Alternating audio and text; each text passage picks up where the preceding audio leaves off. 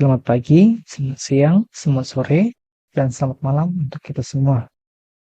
Pada saat ini saya akan menjelaskan atau memaparkan materi pengantar pengelolaan keuangan negara, yakni mengenai konsep dasar APBN atau Anggaran Pendapatan dan Belanja Negara. Sebelum itu, perkenalkan nama saya Arthur Bupayung dari Prodi D4 Akuntansi Sektor Publik. Sebelum kita membahas lebih dalam, untuk itu kita akan mengenal outline-nya terlebih dahulu. Yakni, yang pertama ada esensi APBN, yang kedua ada pengertian APBN, yang ketiga ada fungsi APBN, yang keempat ada struktur APBN, dan yang kelima adalah siklus APBN. Janji Kemerdekaan Indonesia.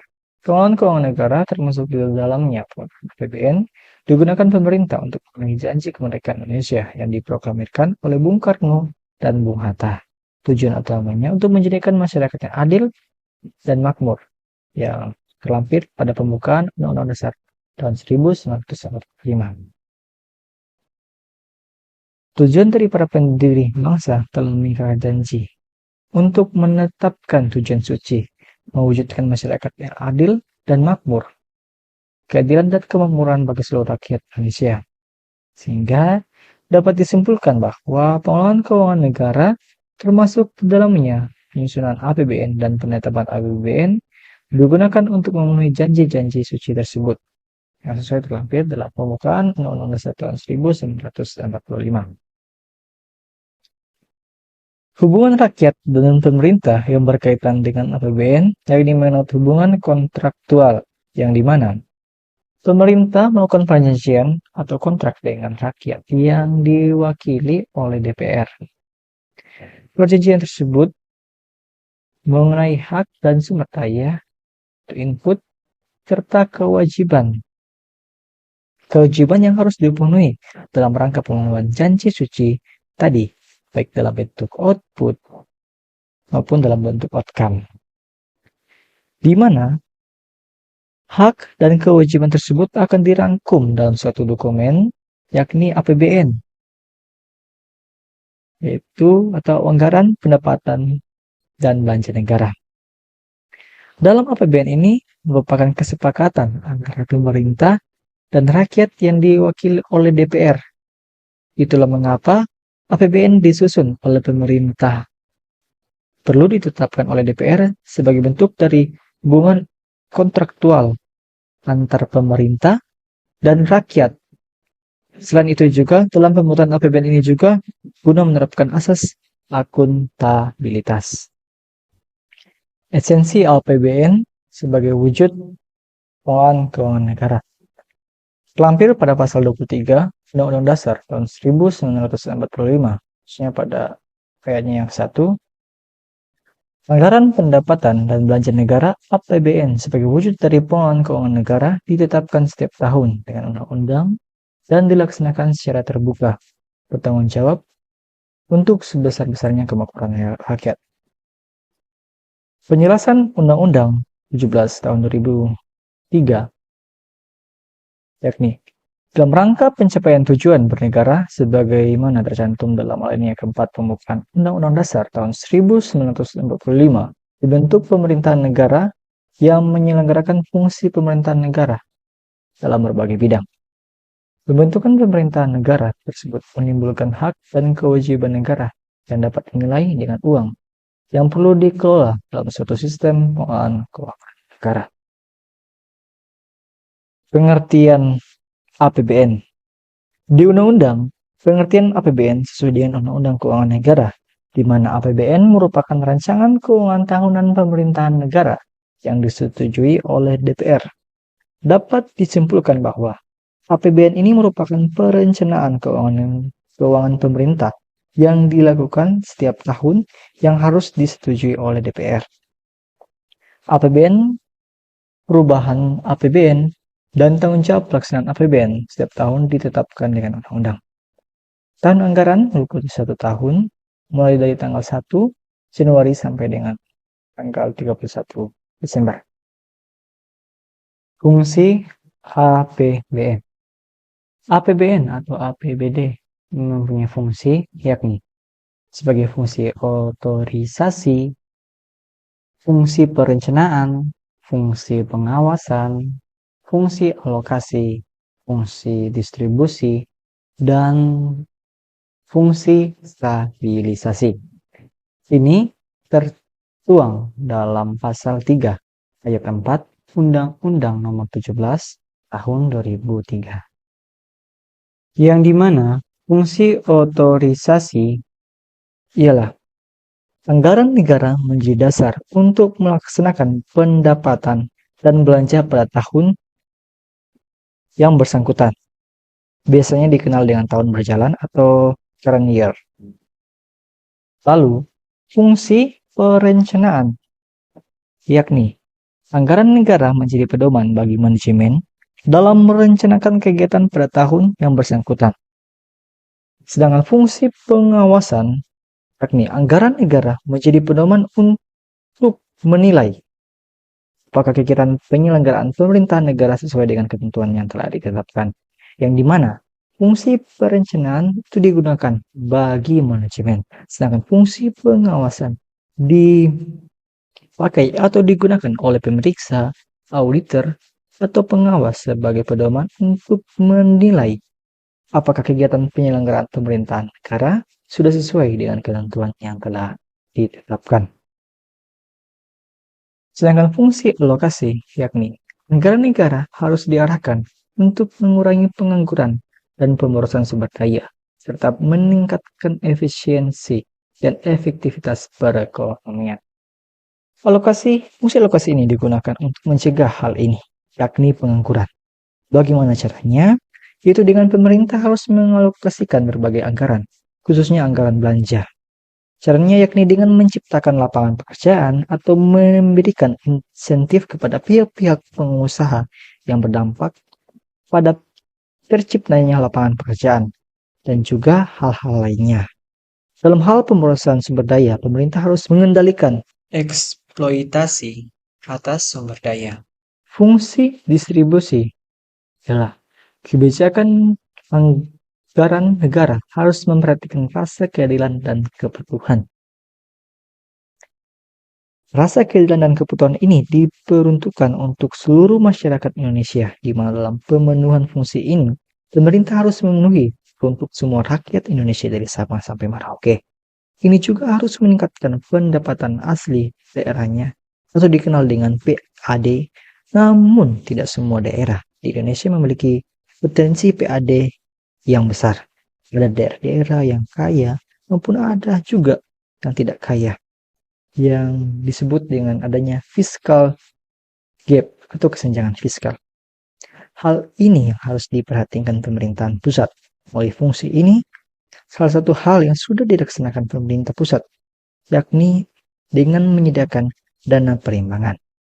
Sedangkan fungsi yang terakhir, yakni fungsi stabilisasi, merupakan anggaran pemerintahan menjadi alat untuk memelihara dan mengupayakan keseimbangan fundamental perekonomian.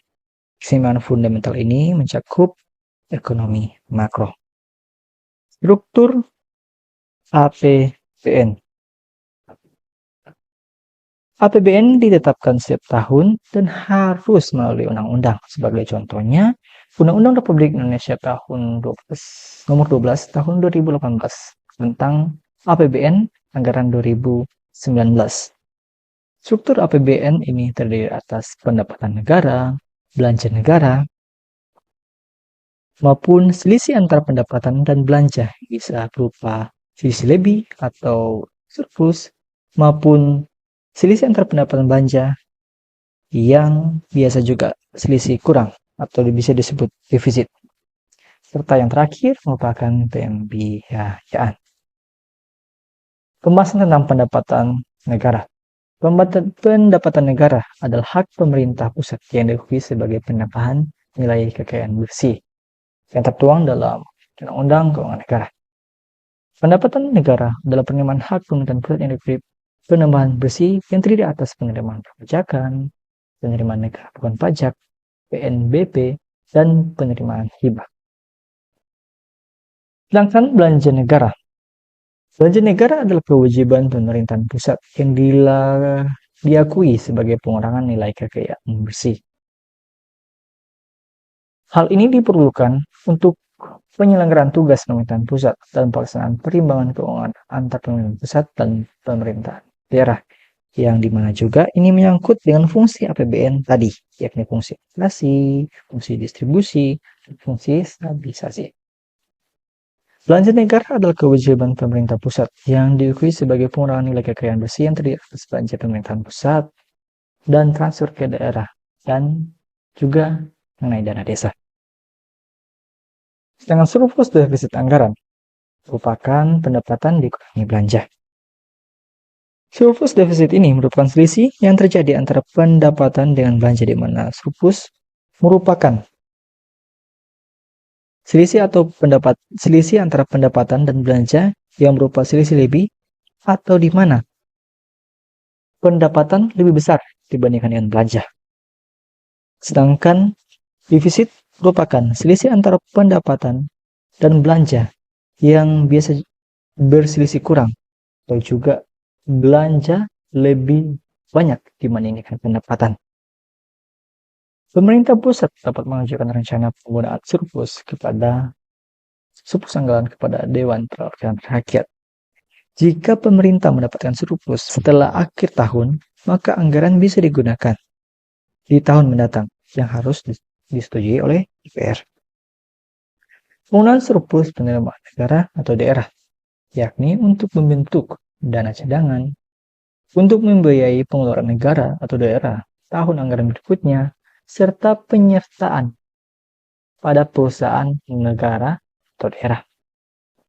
Dalam hal anggaran diperkirakan defisit, ditetapkan sumber-sumber pembiayaan untuk menutup defisit tersebut dalam Undang-Undang tentang APBN. Pembiayaan. Pembiayaan ini dilakukan jika diperkirakan APBN kita akan mengalami defisit atau lebih besar belanja daripada pendapatan. Hal inilah yang selama ini terjadi di APBN Indonesia. Pembiayaan. Setiap penerimaan yang perlu dibayar kembali dan atau pengeluaran yang akan diterima kembali baik pada tahun anggaran yang bersangkutan maupun tahun anggaran berikutnya. Pembiayaan anggaran merupakan setiap penerimaan yang perlu dibayar kembali, penerimaan kembali atas pengeluaran tahun anggaran sebelumnya, pengeluaran kembali atas penerimaan tahun anggaran sebelumnya, penggunaan saldo anggaran lebih, dan atau pengeluaran yang akan diterima kembali, baik pada tahun anggaran yang bersangkutan maupun tahun-tahun anggaran berikutnya. Penyajian struktur APBN. Pendapatan negara dan hibah terdapat jadi dua bagian, yaitu pendapatan negara dan hibah. Pendapatan negara itu berupa penerimaan pajak dan penerimaan negara bukan pajak. Sedangkan selanjutnya berupa hibah yang direncanakan atau diperkirakan akan diterima oleh pemerintahan pusat. Itu dikurangi dengan belanja negara yang terdapat dengan belanja pemerintahan pusat serta transfer ke daerah dan dana desa. Itu menghasilkan keseimbangan primer.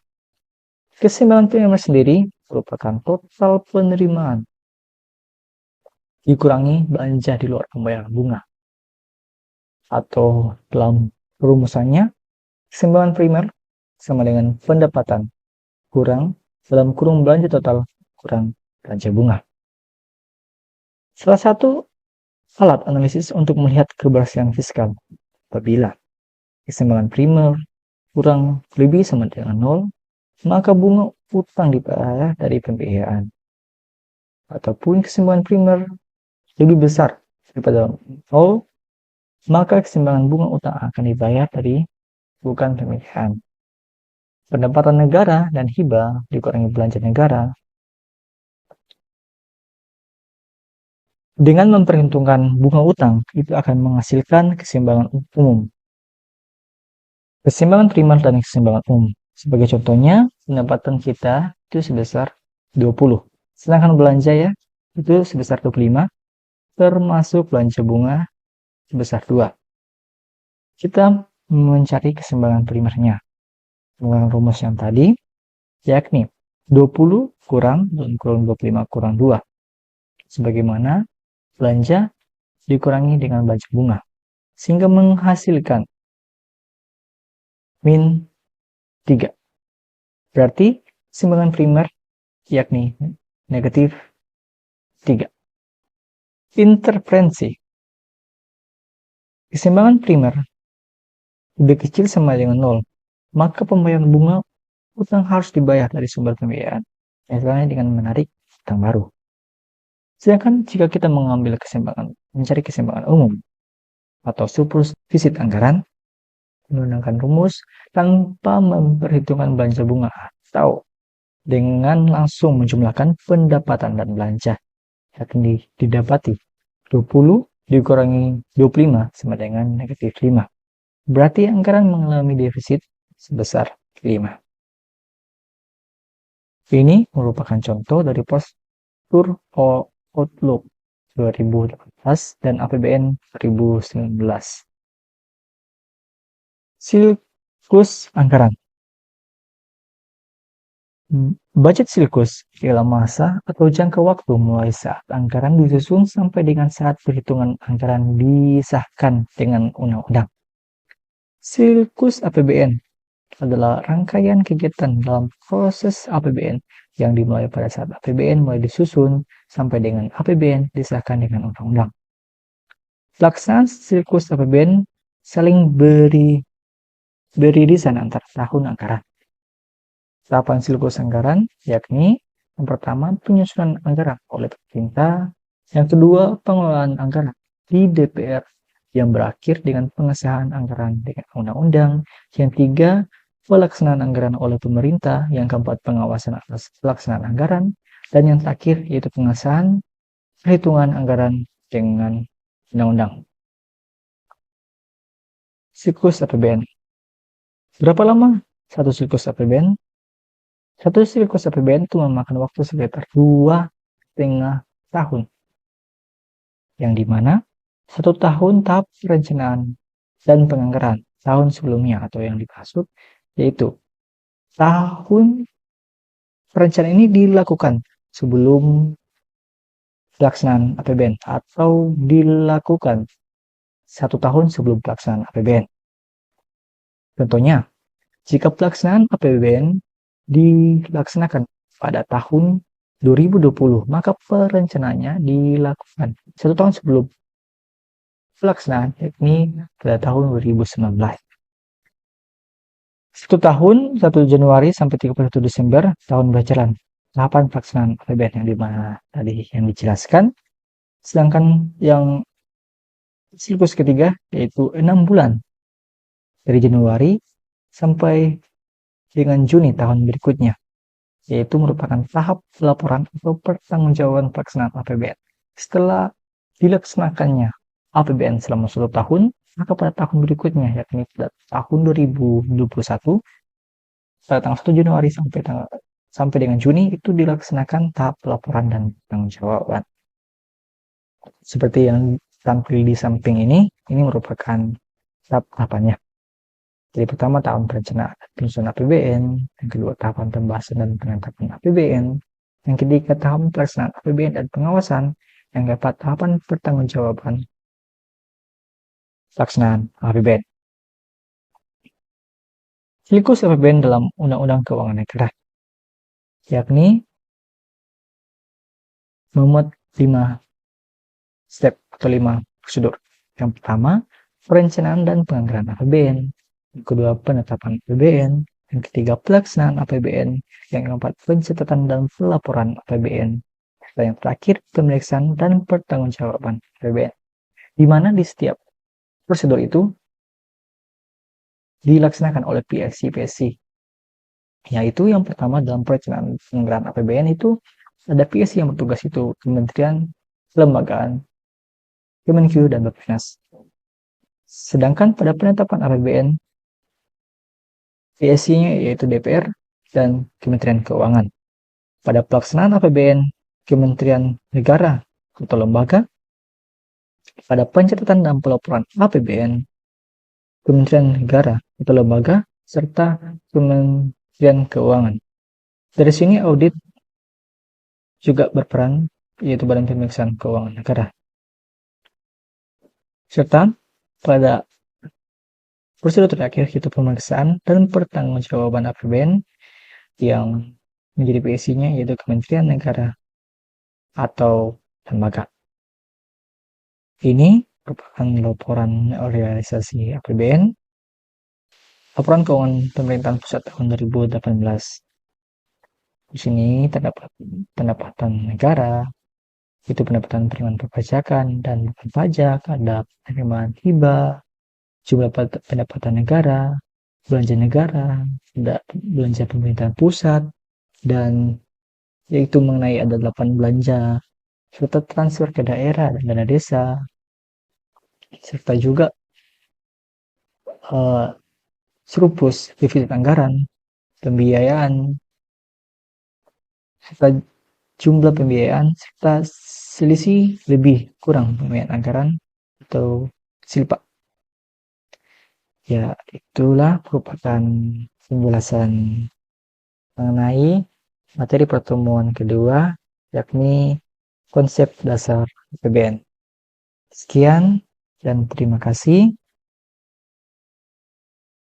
dari saya, Dr. Payung. Moga-mogahan ilmu ini bisa bermanfaat bagi kita semua.